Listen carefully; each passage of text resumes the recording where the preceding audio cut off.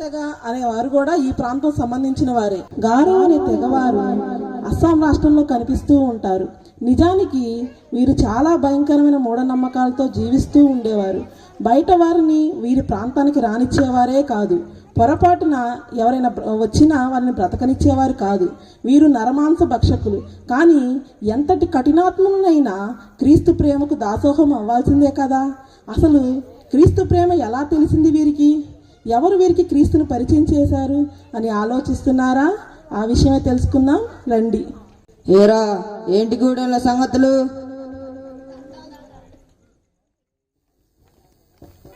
దండాలు దండాలు. నేను విన్నది నిజమేనేంట్రా? ఎవరో తెల్ల మిషనరీలు వచ్చి ప్రతి గూడానికి తిరిగి ఎవడో కొత్త దేవుడి గురించి చెప్తున్నారంట, నిజమేనా? అవును దొరా, నేను అడవి నుంచి వస్తుంటే ఒక తెల్లాయన కనిపించి దీన్ని ఇచ్చారు. దీన్ని బైబిల్ అంటారు. ఎంత ధైర్యం రా నీకు! బైబిలా? దీన్ని వెంటనే నా చేతుల్లో నుంచి తీసేయి, అటు పడేయి. క్షమించండి దొరా, క్షమించండి. రే, అందరు గూడెం ధరల సంగతి నాకు తెలీదు. నా గూడెంలోకి నేను వాళ్ళని రానివ్వను. నా మాట కాదని వాళ్ళని రానిచ్చినా, వాళ్ళు చెప్పిన మాటలు విన్నా చంపేస్తా. అర్థమైందా? చంపేస్తా. అలాగే దొరా, మీ మాట సరే, మీ మాటే మాకు వేదం.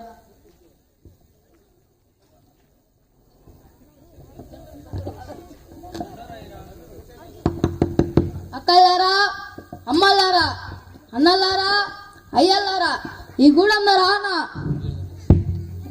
తెల్ల మిషనరీ మన గూడెంలోనికి రానివ్వకూడదు. వాళ్ళు కనపడితే వాళ్ళ మాట్లాడకూడదు. అలా మాట్లాడినట్టు తెలిస్తే చంపేస్తారా. హో!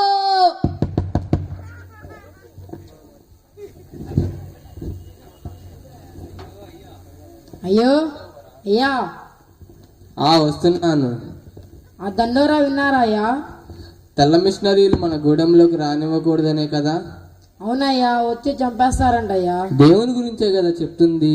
విని నమ్మాలి అనిపిస్తే నమ్ముదాం, లేదంటే వెళ్ళిపోమని చెప్తే సరిపోతుంది కదా. మన దొర ఎందుకు ఇంత కఠినంగా ఉన్నాడు? ఏమనయ్యా, నీకు పొలంలో పని ఉంది కదా, చూసుకొని రండి, ఇంట్లో పని చూసుకుంటాను. సరే, వెళ్తున్నాను.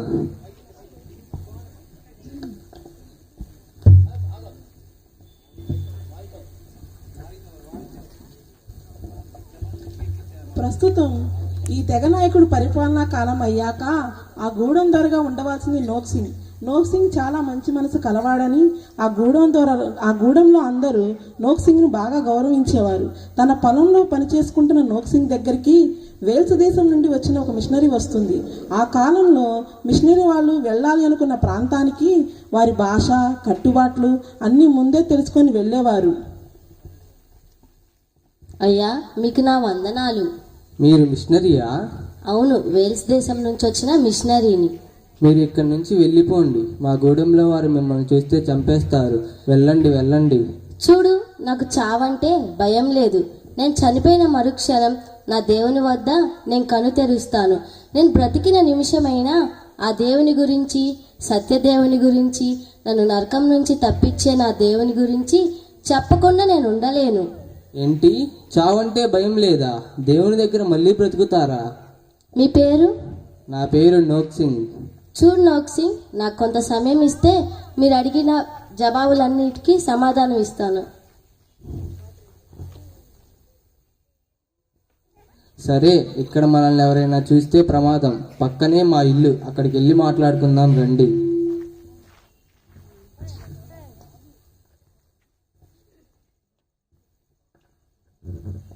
పిల్లలు, అమ్మను తీసుకొని రండి. తమ్ముడు, అమ్మనంట పిలు. అమ్మ నాన్న పిలుస్తున్నాడు. సరే పదండి. అయ్యా, ఏంది వీళ్ళు తెచ్చావు? వీళ్ళు మన వాళ్ళు చూస్తే చంపేస్తారా? ఏంది వీళ్ళు తెచ్చావు? నువ్వేం భయపడకు, మనతో కాసేపు మాట్లాడి వెళ్ళిపోతుంది.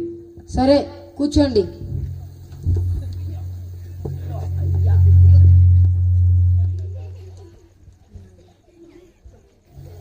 ఇప్పుడు చెప్పండి, చావంటే భయం లేదన్నారు, దేవుని దగ్గర మళ్ళీ బ్రతుకుతామంటున్నారు, ఏంటది?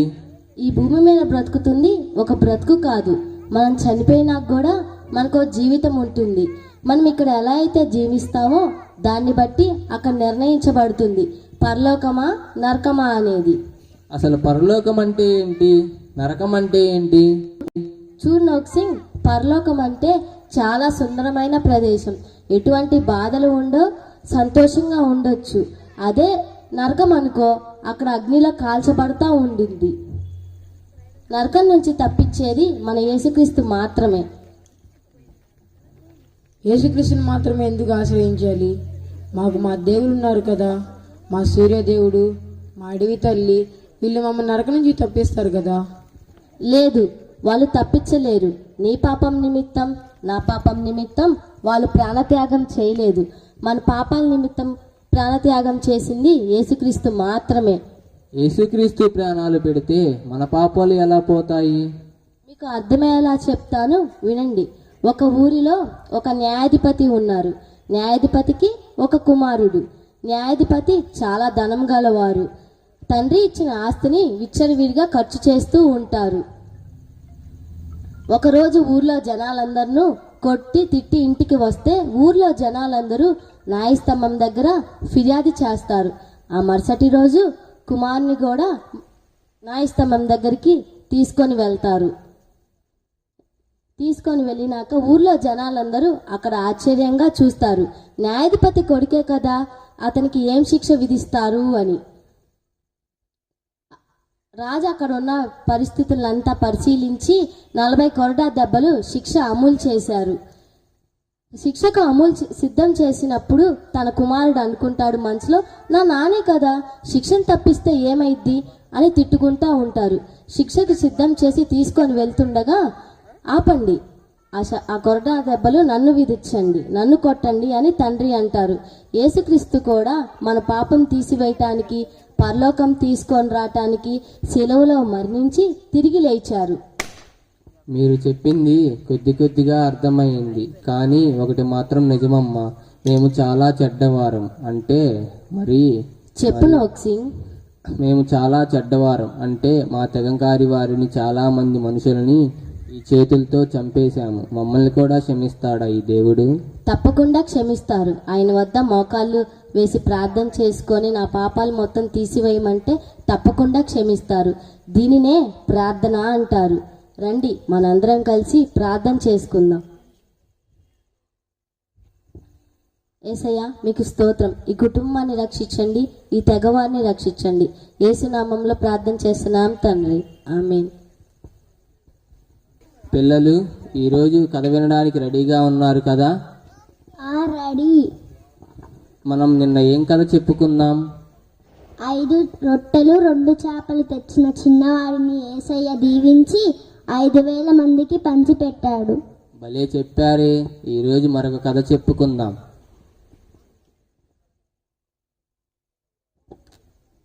సింగ్ తన కుటుంబంలో దేవుని కృపలో ఎదుగుతూ ఉంటాడు.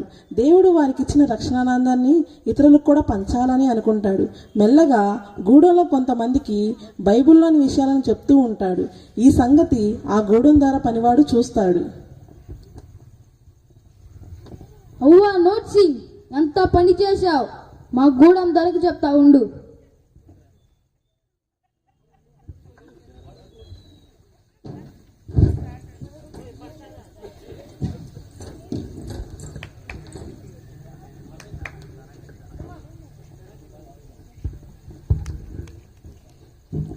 అయ్యా అయ్యా, ఆ నోట్సింగ్ మీరు ఇచ్చిన ఆనని మీరాడయ్యా.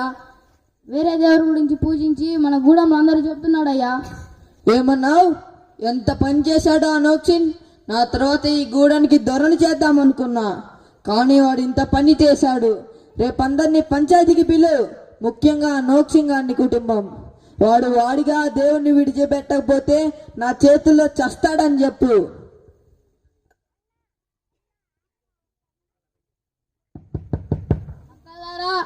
అమ్మలారా, అయ్యలారా, అన్నలారా, ఈ గూడెం ధర రేపే పంచాయతీ, అందరూ గూడెం దగ్గరికి రావాలి. ముఖ్యంగా నోట్సింగ్ కుటుంబం తప్పనిసరిగా రావాల్సిందిగా కోరుతున్నాము. హో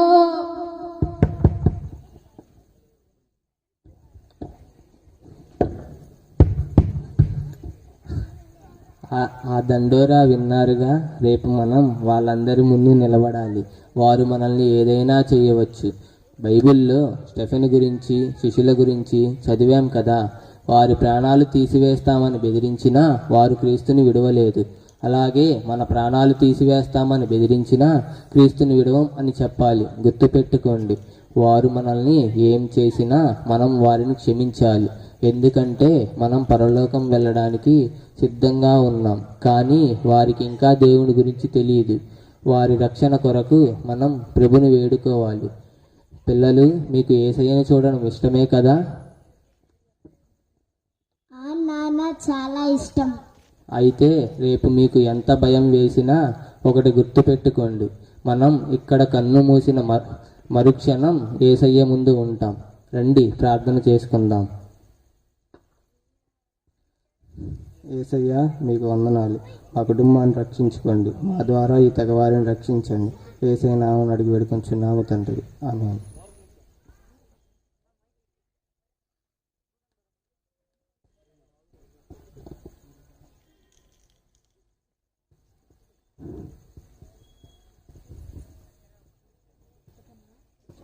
గూడెం ధర వస్తున్నాడా హో. పంచాయతీ సిద్ధంగా ఉన్నది.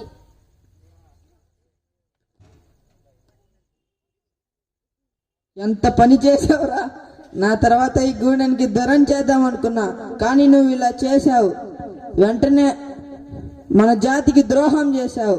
ఆ సూర్యదేవునికి, ఈ అడవి తల్లికి ద్రోహం చేశారు మీరు. కాదు, వారు నిజమైన దేవుళ్ళు కాదు.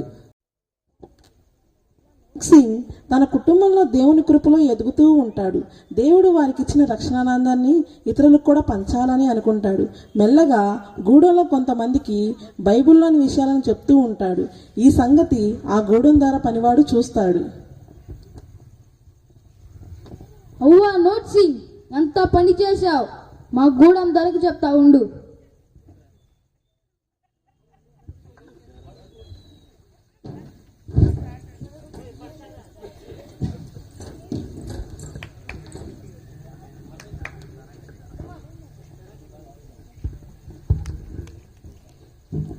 అయ్యా అయ్యా, ఆ నోట్ సింగ్ మీరు ఇచ్చిన ఆనని మీరాడయ్యా.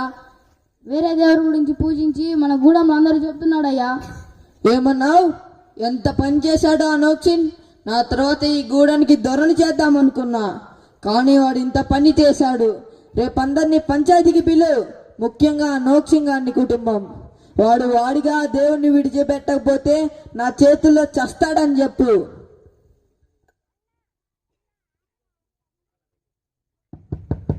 అక్కలారా, అమ్మలారా, అయ్యలారా, అన్నలారా, ఈ గూడెం ధర ఆనా. రేపే పంచాయతీ, అందరూ గూడెం దగ్గరికి రావాలి. ముఖ్యంగా నోట్ సింగ్ కుటుంబం తప్పనిసరిగా రావాల్సిందిగా కోరుతున్నాం. అహో.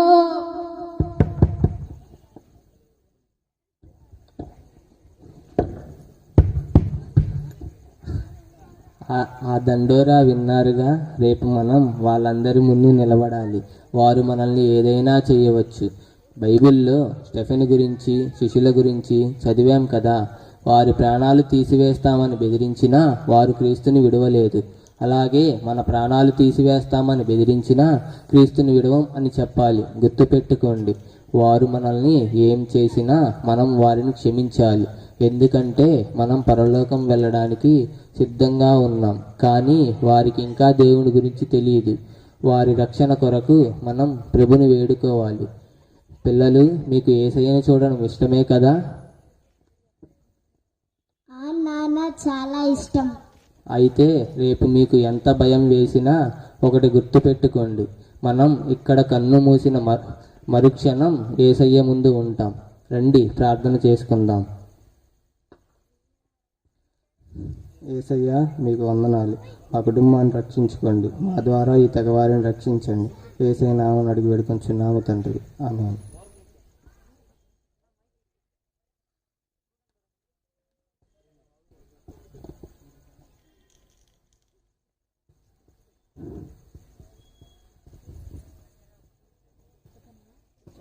గూడెం ధర వస్తున్నాడా హో.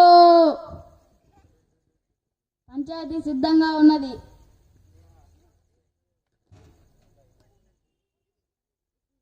ఎంత పని చేసావురా. నా తర్వాత ఈ గూడెనికి దూరం చేద్దాం అనుకున్నా, కానీ నువ్వు ఇలా చేశావు. వెంటనే మన జాతికి ద్రోహం చేశావు. ఆ సూర్యదేవునికి, ఈ అడవి తల్లికి ద్రోహం చేశారు మీరు. కాదు, వారు నిజమైన దేవుళ్ళు కాదు. యేసుక్రీస్తుయే మా నిజమైన దేవుడు. వాడి నోటి మీద కొట్టండ్రా. నాకే నీతులు చెప్తున్నాడు. మర్యాదగా ఆ దేవుణ్ణి విడిచిపెట్టు. ఇదే నేను నీకు ఇచ్చే చివరి అవకాశం, లేకపోతే నా చేతుల్లో చావు చూస్తావు. లేదు, నేను ఎప్పటికీ అలా చెయ్యను. యేసుక్రీస్తుయే మా నిజమైన దేవుడు.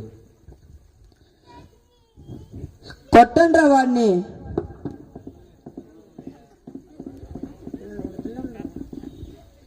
వాడి పిల్లల్ని కొట్టండ్రా.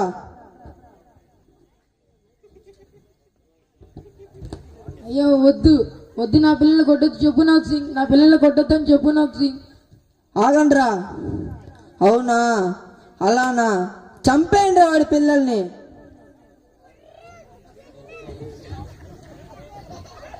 నోక్సిన్, ఇప్పుడైనా నీ దేవుణ్ణి విడిచిపెట్టు. లేదు, నేను ఎప్పటికీ అలా చెయ్యను. లేకపోతే నీ భార్యను కూడా చంపేస్తా. చంపేయండి వాడి భార్యను కూడా.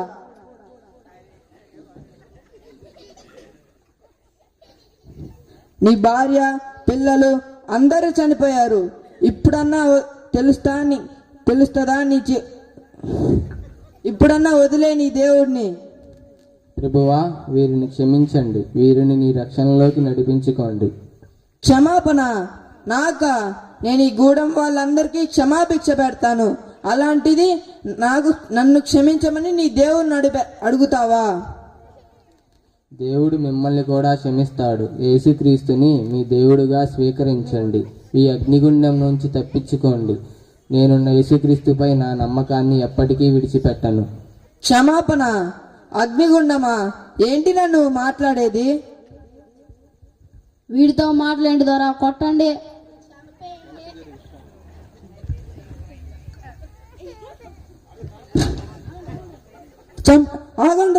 ఆగండ్రా. ఎంత పని చేశారా మీరు? వాడు చనిపోయేంత వరకు ఆ దేవుని విడిచిపెట్టలేదురా.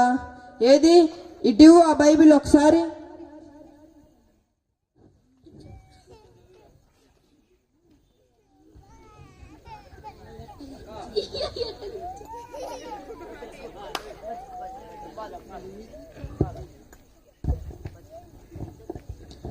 గోధుమ గింజ భూమిలో పడి చావకుండిన ఎడల అది ఒంటిగా ఉండును, అది చచ్చిన ఎడల విస్తారంగా ఫలించును. ఈ వాక్యం నెరవేర్చును మనం ఈ నలుగురి మరణం ద్వారా చూడగలిగాం. వారు చనిపోయిన తర్వాత వారి విశ్వాసాన్ని చూసిన తెగ నాయకుడు మారి యేసుక్రీస్తుని సొంత రక్షకుగా అంగీకరిస్తాడు. వారి తెగ అంతా కూడా రక్షణలోకి నడిపించబడతారు. ప్రస్తుతం గారో వారి తెగ గురించి గూగుల్లో చూసినా వారి ఆరాధ్య దైవం యేసుక్రీస్తు అని వస్తుంది. అప్పటి నుండి వారి తరతరాలు యేసుక్రీస్తునే వెంబడిస్తూ ఉన్నారు. దేవునికే మహిమ కలుగుగాక. ఆమేన్.